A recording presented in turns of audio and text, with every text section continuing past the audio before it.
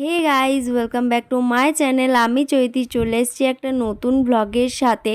তো সেই দিনকে ছিল মামাবাড়িতে কুঞ্জবঙ্গ মানে কীর্তনের শেষ দিন। আর সকাল সকাল উঠে চাটা খেয়ে ব্রেকফাস্ট করে আমি স্নান করতে যাওয়ার আগে দেখিয়ে দিই এই মানুষদেরকে। তো এরা তো নিজের কাজেই ব্যস্ত, মানে ফোন ঘাঁটছিল আর কি। তারপর এই যে পেতনিকে দেখিয়ে দিই।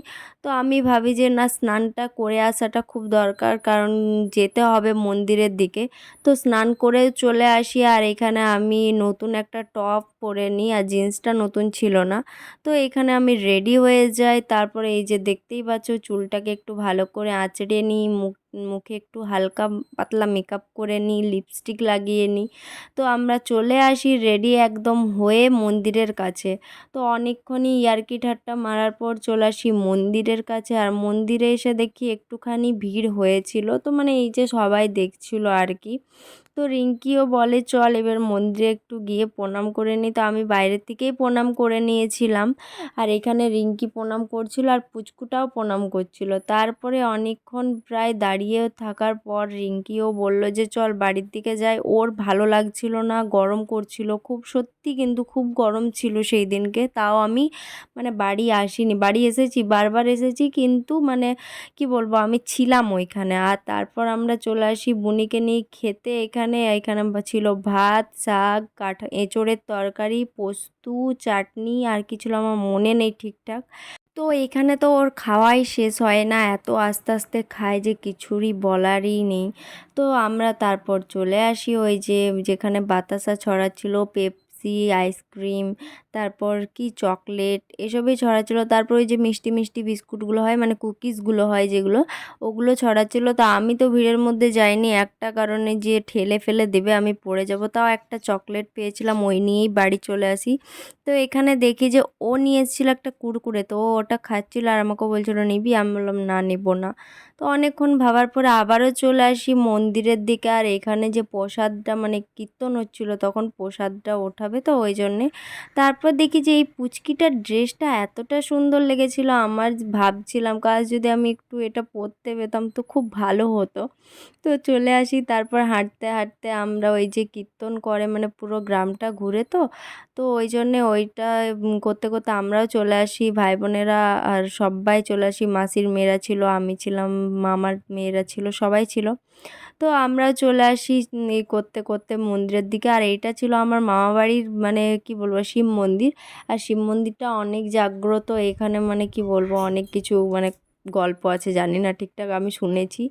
তো যাই হোক, এখানে ওরা নাচানাচি করছিল, কীর্তন হচ্ছিল, আর আমি কীর্তনের আওয়াজটা একটা কারণে দিইনি, কপিরাইট চলে আসতে পারে। তো যাই হোক, দেন তারপরে মন্দিরে তো কীর্তন হয়ে গেল, তো আমরাও চলে আসি হাঁটি হাঁটি করতে করতে, মানে অনেক মাতনি করতে করতে মন্দিরের দিকে। আর মন্দিরে যাওয়ার আগে অনেক এখানটায় মানে কি বলবো অনেক মজা হয়েছিল, সবাই নাচছিল দেখো। আর আমি ওই যে লাস্টে আসছি ও একটা বোনের সাথে। এইখানে দেখো মানে কি বলবো চারিদিকটা খুব ফাঁকা ফাঁকা এই দিকটা, আর আসাটা খুব কম হয় এদিকে, মানে সবাই খুব কমই আসে। আর আমি তো প্রায় 1 বছর পর এলাম এইদিকে, আগের বছর কীর্তনের টাইমে এসেছিলাম মানে কুঞ্জবঙ্গর দিনে। তারপরে এখানে এসে দেখি সবাই নাচ করতে লাগাই দেয়, মানে কি কীর্তন হচ্ছিলো ওই কারণে। তো আমি বোনকে বলেছিলাম মানে যেদিনকে গন্ধ দেয় আর কি, সেদিনকে বলেছিলাম যে ঠাকুরগুলোর ফটো তুলে নিবি, তো ও তোলেনি। তো তারপরে সেই দিনকেই ভিডিও করে নিয়েছিল। তো যাই হোক, ঠিকঠাক হয়ে গেছিলো কীর্তনটা, আর আমরা অনেক মজা করেছিলাম। তারপরে দেখো পুচকুটাকে কত কিউট লাগছে, মাসির কোলে আছে। তো আমরা তো চলে আসি এখানে। আর এখানে যে কীর্তনের টাইমে যে হাঁড়িটা ফাটানো হয়, ওই হাঁড়িটাই ফাটানো হয়েছিল, আর জলটা মানে পড়েছিল আর কি। তারপর আমরা মাথাতেও নিয়ে নিই। তো এখানে দেখো আমি চুল ঠিক করছিলাম, আর ঢঙও মারছিলাম মনে, আর একটু আবির লাগিয়ে নিয়েছিলাম, কারণ খুব ভালো লাগে ফটো তোলার জন্য। ফটো তুলবে কি, সবাই যেভাবে মারামারি করছিল হোলি লাগাবার মানে আবির লাগাবার জন্যে, এমনভাবে সবাই আবির মাখছিল। তো আমি তো লাগাতে চাইনি, তবুও আমার একটা মামা আছে, আমাকে লুকিয়ে লুকিয়ে পেছন দিক থেকে মাখিয়ে দিয়েছিল। আর আমার খুব খারাপ লেগেছিলো এটার কারণে, মানে কি আমি একটা কারণে লাগাচ্ছিলাম না যে আমাকে স্নান করতে হবে মাথায়, আর ওটাই হলো যে আমি যেটা ভাবছিলাম। যাই হোক, আমার মাথায় দিয়ে দিয়েছিল, আর ওইটার কারণে আমাকে স্নান করতে হয়েছিল প্রায় 5:30 ওইরকম টাইমে। তো আমি বাড়ির দিকে চলে এসে আমি ভাবছিলাম যে কি করব, স্নান করব কি না। অনেকক্ষণ ভাবার পরে মনে হলো যে না, স্নান করে নেওয়া দরকার, কারণ মাথা ধরে যায় আমার। তো যাই হোক তারপর দেখি স্নান টান করে আমি ঘুমিয়ে নিয়েছিলাম, আর ঘুম থেকে উঠে দেখি এত পরিমাণে বৃষ্টি পড়ছিল যে কিছু বলারই নেই। আর ওয়েদারটাও মানে খুব চেঞ্জ হয়ে গেছিলো, গরম ছিল যেহেতু খুব বেশি, তো ওয়েদারটাও চেঞ্জ হয়ে গেছিলো। তো যখন 7টা বাজে তখন আমরা ভাবছিলাম যে কি করব, তা আমাদের যেহেতু মোড় যাওয়ার কথা ছিল, তো যাই হোক আমরা মোড় যাওয়ার জন্য রেডি হয়ে যাই। আর এখানে রিঙ্কি অনেক হাসাহাসি করছিল, আর তখন বেরোলো ঠান্ডা হলো যখন ওয়েদারটা দেখতে পাচ্ছ তো।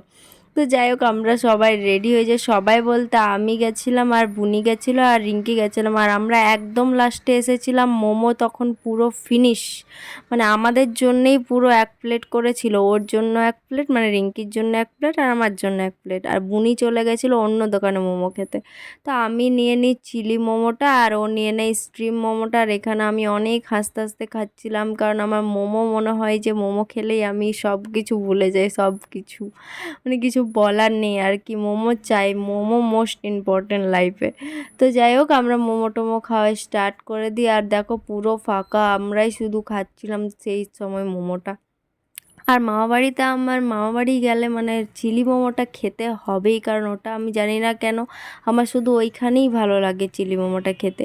তো দেখতেই পাচ্ছ, দেখো যে আমার চোখ মুখ লাল হয়ে গেছিলো একটা কারণে, ঝাল দিয়েছিলাম পুরো। আর এখানে দেখছিলাম কীর্তন চলছিল, মানে পরপর কীর্তন একটা জায়গায় শেষ হচ্ছিলো, তার একটা জায়গায় শুরু হচ্ছিলো, এই রকম ব্যাপার। তো হাঁটি হাঁটি পাপা করতে তো আমি বাড়ির দিকে চলে আসি, আর আমরা বাড়ি এসে রেস্ট ফেস্ট নিয়ে নিই একটুখানি, আর তারপরে আমি ভিডিওটা এন্ড করছি। তো তোমাদের যদি ভালো লেগে থাকে তো অবশ্যই like comment share and subscribe করে দিও। তো দেখা হচ্ছে অন্য ভ্লগে, ততক্ষণ পর্যন্ত টাটা।